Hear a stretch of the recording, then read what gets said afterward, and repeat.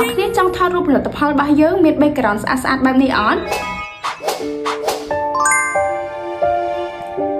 មកងាយស្រួលទេសម្រាប់បងប្អូនដែលអត់ចេះសោះក៏អាចធ្វើដោយខ្លួនឯងបានដែរមើលវីដេអូនេះដល់ចប់ជាមួយគ្នាណាមានដំបូងបងប្អូនសូមចូលក្នុងកម្មវិធីមួយឈ្មោះថា Pinterest តែមកទៀតបងប្អូនសូមវាយពាក្យថា background image ទៅពេលនោះនេះចេញ background ស្អាតៗមានភាពតាក់ទាញបែបនេះឲ្យយើងឃើញហើយបងសូមធ្វើការ select លើរូបភាពដែលយើងពេញចិត្តហើយ download មករួចជាការស្រេចហើយតែមកទៀតបងសូមថយក្រោយចូលក្នុងកម្មវិធី CapCut របស់យើងវិញម្ដងបងសូម add រូបភាពជា background ដាក់មុនដំបូងគេបង្អស់សិនណាតែមកទៀតសូមមកផ្នែកខាងក្រោមមានពាក្យថា overlay ចុចត្រង់ហ្នឹងហើយពេលនោះនេះចេញ album រូបថតរបស់យើងបែបនេះហើយបងសូមធ្វើការ add រូបភាព product របស់យើងដាក់ចូលមកខ្ញុំជ្រើសរើស product LCN